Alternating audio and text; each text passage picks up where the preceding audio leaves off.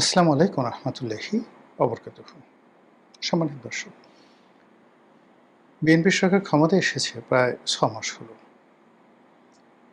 আমাদের স্বাধীনতার পর যখনই কোনো নতুন একটি সরকার ক্ষমতায় এসেছে, তড়িঘড়ি করে তারা ভারতে সফরে গিয়েছেন। ভারত সরকারের সঙ্গে একটি সমঝোতামূলক সম্পর্ক, এটিকে আপনি অধীনতামূলক মিত্রতা বলেন বা অপরের দাদাগিরি মেনে নেয়া বলেন, বা ভারতের আধিপত্যবাদের সঙ্গে সমঝোতা, অন্য যে ভাষাই ব্যবহার করেন না কেন, কিন্তু আমাদের অতীত যে ট্র্যাক রেকর্ড, সেই রেকর্ডগুলো হলো যখনই কোনো সরকার ক্ষমতা এসেছেন অমনি সেই সরকারের ভারতের সঙ্গে একটি দ্বিপাক্ষিক সম্পর্ক গড়ে তোলার জন্য প্রাণান্ত চেষ্টা করেছেন। আবার সেই একই সরকার যখন ক্ষমতার বাইরে ছিলেন, ঠিক সেই সময়টিতে তারা ভারত বিরোধী রাজনীতি করেছেন। তো সেই দিক থেকে কেবলমাত্র আওয়ামী লীগকে দেখা যায় ব্যতিক্রম।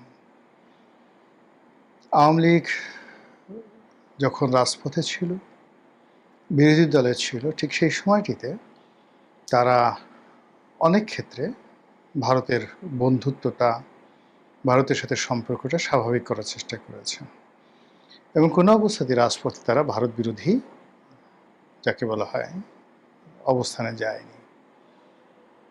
কিন্তু দুর্ভাগ্যজনক হলেও সত্যি, যখন তারা ক্ষমতায় ছিল, সেটা ১৯৭৩ সন, ৯৬ সন এবং ২০০৯ থেকে আজ পর্যন্ত তাদের সঙ্গে ভারতের সম্পর্কটা ছিল ঠিক ভালো মন্দ, টানাপোড়েন, এই ভালো এই মন্দ, এই মেঘ এই বৃষ্টি, এরকম। অ্যাবসলিউটলি ক্ষমতায় থেকে যে আনুগত্য বা তাবেদারি এরশাদ সাহেব করেছেন, কিংবা প্রেসিডেন্ট জিয়াউর রহমান যেভাবে ভারতকে প্রিভিলেজ দিয়েছেন, বেগম জিয়া যেভাবে ভারতের সঙ্গে সম্পর্ক স্থাপন করেছেন, ঠিক ওই জিনিসটি আওয়ামী লীগ কখনো করতে পারেনি। আবার যে এখন আওয়ামী লীগ খুব বিপদের মধ্যে আছে, এখন ভারতের সঙ্গে তাদের যে সম্পর্ক, এই সম্পর্কটা তারা ঝালাই করার চেষ্টা করছে। আবার শেখ হাসিনা যখন তৃতীয়বারের মতো ক্ষমতায় এলেন টানা, তখন ভারত জোর আপত্তি জানিয়েছিল চীন দেশে যেন না যায়, বা চীনের সঙ্গে যে সম্পর্ক সেটি যেন কৌশলগত না হয়। কিন্তু শেখ হাসিনা জিদ করে বেইজিংয়ে গিয়েছিলেন এবং এসেই তিনি একটার পর একটা বিপদ এবং বিপত্তিতে পড়লেন। এখন এই যে তারেক রহমান সাহেব যে বাংলাদেশে রাষ্ট্র ক্ষমতায় আছেন, তিনি রাষ্ট্র ক্ষমতায় এসেছেন, নির্বাচনে বিজয়ী হয়েছেন। একেবারে আমাদের দেশের রাজনীতির অঙ্গনে যারা একেবারে সাধারণ মানুষ, তারাও অনবরত যে কথাটি বলছে যে দিল্লির সঙ্গে একটা সমঝোতা করে, দিল্লির গ্রিন সিগন্যাল নিয়ে, কিংবা দিল্লির একটা প্রেসক্রিপশন মেনে নিয়ে এই যে বর্তমান সরকার, সেই সরকার গঠিত হয়েছে। এই সরকারে যারা বিরোধী দল যত চিৎকার করুক না কেন, এনসিপি এবং জামাত, তাদের সঙ্গে যে একটা দিল্লির সম্পর্ক রয়েছে, এটা লোকজন বিশ্বাস করে। আর এখন বেশিরভাগ মানুষ আতঙ্কিত অনুভব করছে। এই কারণ হলো, দিল্লির সঙ্গে তারেক রহমান সাহেবের একেবারে শুরুতে যে রিলেশনটি হওয়ার কথা ছিল বা মানুষ যেভাবে এক্সপেক্ট করেছিল, সেই জিনিসগুলো হয়নি। ফলে কি হলো, ভারতের মতো একটি শক্তিশালী রাষ্ট্র, তাদের চাণক্য নীতি আছে, তাদের সফট পাওয়ার আছে, তাদের সীমান্ত আছে, তাদের ট্রেড অ্যান্ড কমার্স আছে, তাদের ইন্টারন্যাশনাল মিডিয়া আছে, ইভেন বেটার দ্যান আমেরিকা। এই বিষয়গুলো দিয়ে যদি সরকারকে চাপে ফেলে, তারেক রহমান সাহেবকে চাপে ফেলে, তখন কি হতে পারে? এই যে কি হতে পারে, এটি নিয়ে বিএনপির মধ্যে এক ধরনের চাপা ক্ষোভ আছে, বিএনপির মধ্যে এক ধরনের আতঙ্ক আছে এবং বিএনপির অনেক নেতা, তারা গোপনে প্রকাশ্যে নানাভাবে ঠিক এই তাদের যে হতাশার কথা, তারা মুখ ফসকে অনেকে বলে ফেলেন। বেশ কয়েকজন মন্ত্রী, তারপরে সিনিয়র নেতারা ইদানিংকালে কিছু বক্তব্য দিয়েছেন। একজন সিনিয়র নেতা বলেছেন যে এত মন্ত্রী, এত উপদেষ্টা, এগুলো দিয়ে কী হবে যদি সরকারি ক্ষমতায় না থাকে?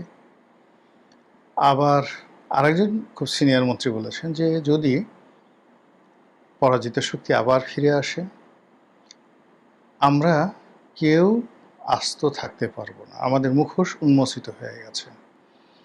আপনারা যারা আছেন, তিনি একটি সরকারি কর্মকর্তাদের মানে সিম্পোজিয়ামে তিনি বক্তব্য দিচ্ছিলেন যে আপনারা যারা আছেন আপনাদের মুখোশ উন্মোচিত হয়ে গেছে, ফলে আমরা কেউ কিন্তু বাঁচতে পারবো না, ফলে যে কোনো মূল্যে এই সরকারকে সফল করা লাগবে।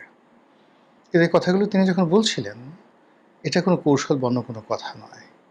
মনে হচ্ছিল যে ভিতর থেকে তিনি যে তাপ বা চাপ অনুভব করছেন, যেগুলো আমরা সরকারের বাইরে থেকে বুঝতে পারছি না। আমরা বাইরে থেকে দৃশ্যত যে জিনিসগুলো দেখছি সেটা হলো আমেরিকার সঙ্গে সরকারের যে দহরম মহরম সম্পর্ক হওয়ার কথা সেটি হচ্ছে না, বরং সার্জিও গোরের যে বাংলাদেশ সফর, সাম্প্রতিক সময়ে বাংলাদেশের যারা আমেরিকান ভিসা প্রত্যাশী তাদেরকে পার্মানেন্টলি স্থায়ীভাবে কম করে হলেও $20,000 বন্ড জমা দিয়ে তারপরে আমেরিকার ভিসা গ্রহণ করতে হবে। এই যে একটা অবমাননাকার বিশ্বের 50টি দেশকে তারা, অর্থাৎ প্রায় ধরুন 200-র মতো দেশ, সেই 200টা দেশের মধ্যে 50টি দেশকে তারা এই তালিকাভুক্ত করেছে, যাদেরকে তারা 2 পয়সা দিয়ে বিশ্বাস করে না। $20,000 মানে আপনার অলমোস্ট 30 লাখ টাকা বা 35 লাখ টাকা। এখন আপনি যদি আপনার একটা পরিবার নিয়ে যান, সেখানে 5 জন লোক থাকে, তাহলে আপনাকে 1.5 কোটি টাকা মাত্র 20 দিনের জন্য, 1 মাসের জন্য আপনি হয়তো ভ্রমণে যাবেন, কিন্তু এই পুরো টাকাটা মার্কিন সরকারকে বন্ড দিয়ে তারপর আপনাকে যেতে হবে। এরকম একটা অবমাননাকর অবস্থায় পৌঁছে দিয়েছে। তারপর সাহায্য করে এলেন, বললেন যে অনেক সুসংবাদ আছে বাংলাদেশের জন্য। কী সুসংবাদ আছে? বাংলাদেশে যে ভ্রমণ নিষেধাজ্ঞা ছিল বা যেটা রেড অ্যালার্ট ছিল আমেরিকার, সেটা একটু কমিয়ে দেওয়া হয়েছে।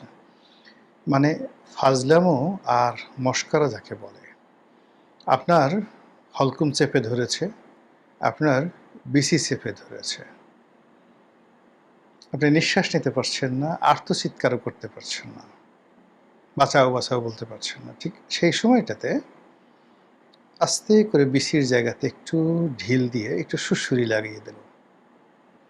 তখন যখন আপনাকে বলা হয় তোমাকে একটা বিরাট কিছু দিলাম, ঠিক ওই সময়টাতে আপনার যে অনুভূতি, বাংলাদেশের রাজনীতিতে আমেরিকা এই সময়টাতে বাংলাদেশের কর্তা ব্যক্তিদের সঙ্গে যে ধরনের টানাপোড়েন, ভাবসাব, কথাবার্তা, বডি ল্যাঙ্গুয়েজ যা কিছু করছে, এর চাইতে আর অবমাননাকর কিছু হতে পারে না। অন্যদিকে ভারত এই মুহূর্তে আমাদের জন্য বিকল্প একটি বন্ধু হতে পারত, চীন ভালো বন্ধু হতে পারত। আমি নিজে বহুদিন ধরে চীনের সঙ্গে একটি সম্পর্ক স্থাপন করার জন্য সেই আওয়ামী লীগ জামানাতে আওয়ামী লীগকে বলেছি, আবার এই বিএনপি জামানাতে আমি মনে করি যে খুব স্ট্রংলি যদি চীনের সাথে এরকম একটি সম্পর্ক তৈরি করা যায়, সেটি খারাপ হবে না। এমনকি আমেরিকার সাথে সমস্ত সম্পর্ক বাদ দিয়ে উত্তর কোরিয়ার মতো করে হলেও যদি ইউ ঠিক থাকে, মিডল ইস্ট থাকে, চীনের সাথে একটা ভালো সম্পর্ক স্থাপন করা যেতে পারে, যেটি শ্রীলঙ্কা করেছে, কিংবা ধরুন যেটি মালদ্বীপ করেছে।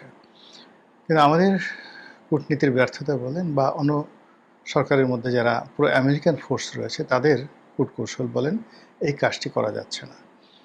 আমরাও চীনকে বিশ্বাস করতে পারছি না, চীনও আমাদেরকে বিশ্বাস করতে পারছে না, আর এর মধ্যে আমরা ক্রমশ দেউলিয়া হয়ে যাচ্ছি।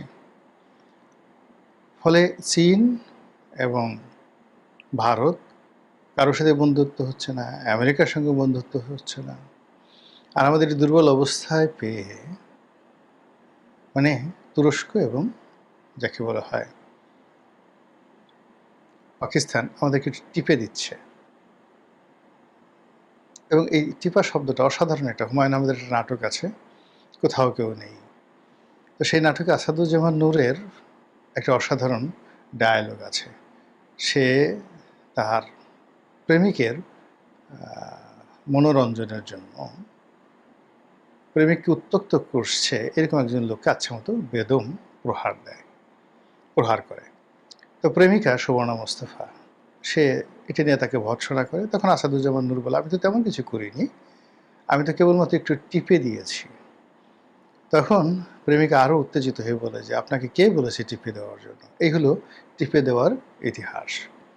তো এই যখন অবস্থা, ঠিক সেই সময়টাতে ভারত সফরের জন্য প্রধানমন্ত্রী নরেন্দ্র মোদী প্রধানমন্ত্রী তারেক রহমান সাহেবকে একটি পত্র দিয়েছেন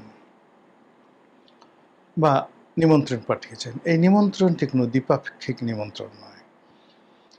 এখন এখানে যদি যায় সেটাও বেজ্জতি, না গেলেও বেজ্জতি, গেলেও বিপদ, না গেলেও বিপদ। এর কারণ হলো 18তম ব্রিক্সের যে সম্মেলন হবে, সেই সম্মেলনে সেই পর্যবেক্ষক রূপে বা আউটরেজ বলে এটাকে, সেই আউটরেজ গেস্ট হিসেবে তারেক রহমান সাহেবকে দাওয়াত জানানো হয়েছে। এখন তিনি সেখানে গিয়ে কী করবেন? সাইড লাইনে তার তো কোনো বক্তব্য নেই, তার তো কোনো কাজ নেই, তিনি পর্যবেক্ষক হিসেবে সেখানে যাবেন। আর ব্রিক্সের মেম্বার হওয়ার জন্য বিভিন্ন জনের কাছে তিনি তদবির করবেন বা তদবির করবেন না। আবার এই যে ব্রিক্সের যে সম্মেলনটি, আপনারা জানেন যে এই সম্মেলনটি বা এই ব্রিক্সের যে গঠন, এটি আমেরিকার যে স্বার্থ, সেই স্বার্থ বিরোধী। আমেরিকার বিকল্প একটি শক্তিরূপে আমেরিকার ডলারকে চ্যালেঞ্জ জানানোর জন্য যে কয়টি দেশ বিকল্প একটি অর্থনৈতিক বলয় গড়তে চাচ্ছে, সেই দেশগুলো যে অ্যাসোসিয়েশনটা করেছে সেটা ব্রিক্স। অতীতে শেখ হাসিনা প্রাণান্ত চেষ্টা করেছিলেন ব্রিক্সের সদস্যপদ পাওয়ার জন্য ভারতের মাধ্যমে, কিন্তু শেষ পর্যন্ত শেখ হাসিনাকে আসলে ভারত বিশ্বাস করেনি শেষ মুহূর্তে। আবার এখন আমেরিকার সঙ্গে যেভাবে বাংলাদেশে একটা বন্ধুত্ব চলছে, যেভাবে চুক্তি হয়েছে বা আমেরিকা যেভাবে বাংলাদেশকে নিয়ে টানাটানি করছে, সেখানে বাংলাদেশের মুখ দিয়ে যদি ব্রিক্সের নামটি উচ্চারিত হয় এবং সেক্ষেত্রে আওয়ামী লীগের চাইতে বিএনপির প্রতি আমেরিকা বিরক্ত হবে, এটা একেবারে সোজা বাংলা ভাষা। তো সেক্ষেত্রে উনি যদি যান, আমেরিকা বেঁকে বসবে। এবং সবাই সন্দেহ করছে যে এই মুহূর্তে মিস্টার সার্জিও গোর্জে এলেন, তার অনেকগুলো এজেন্ডা ছিল। তার অন্যতম এজেন্ডা ছিল যে not to attend BRICS summit, সেখানে যাওয়া যাবে না। সত্য মিথ্যা আমরা জানি না, এর কারণ হলো সরকারের পক্ষ থেকে বা আমেরিকান যে গভর্নমেন্টের পক্ষ থেকে এই ধরনের কোনো যৌথ বিবৃতি বা বক্তব্য আসেনি, কিন্তু আমরা যেটা বাইরে থেকে আন্দাজ করি সেটাই বললাম। আবার অন্যদিকে তিনি যদি না যান, এই অনুষ্ঠানে না যান, তাহলে আগামীতে এই ধরনের কোনো অনুষ্ঠানে অ্যাটেন্ড করা বাংলাদেশের জন্য খুব টাফ হয়ে যাবে। ভারতও বলবে যে আমরা অনুষ্ঠানে দাওয়াত করেছি, সেই দাওয়াত তিনি গ্রহণ না করে আমাদেরকে অপমান করেছেন। তো এই যে একটা দ্বিপাক্ষিক। আবার অন্যদিকে জনাব তারেক রহমান সাহেব দুটো দেশে গেছেন ইতিমধ্যে, মালয়েশিয়াতে গেছেন, চীনে গেছেন, যেখানে তাকে ব্যাপকভাবে সম্মান জানানো হয়েছে। এখন তিনি ভারতে গেলেন, তো সেখানে নরেন্দ্র মোদী এলেন না, কোনো সিনিয়র মন্ত্রী এলেন না, একজন প্রতিমন্ত্রী টাইপের বা উপমন্ত্রী টাইপের কাউকে এয়ারপোর্টে পাঠানো হলো এবং এয়ারপোর্টে কয়েকটি ঢোল পাঠিয়ে তারপর সেই ঢোল বাজিয়ে বা যে কয়েকজন তারেক রহমান সাহেবের সামনে নাচানাচি করলেন। তখন সবাই বলবে সি সি সি সি সি, কী অবস্থা হলো, একেবারে ভারত ডুবিয়ে দিয়েছে তারেক রহমান সাহেবকে। তো এই অবস্থাতে কি হবে? সেপ্টেম্বর মাসে যে সম্মেলন, সেই সম্মেলনে তারেক রহমান সাহেব যাবেন না যাবেন না? তারপর তিনি গেলে সেখানে তার মর্যাদা তিনি পাবেন কি পাবেন না? তারপর তিনি আমেরিকাকে অ্যাভয়েড করতে পারবেন কি পারবেন না? বা ভারতকে তিনি কনভিন্স করতে পারবেন কি পারবেন না? বা তিনি আসলে কি চান? এই পুরো জিনিসগুলো হয়তো এন্ড অফ দ্য আগস্ট এটি স্পষ্ট হয়ে যাবে এবং আমরা বুঝতে পারব। মহান আল্লাহ আমাদের সবাইকে হেদায়েত দান করুন এবং হেফাজত করুন। আসসালামু আলাইকুম ওয়া রাহমাতুল্লাহি ওয়া বারাকাতুহু।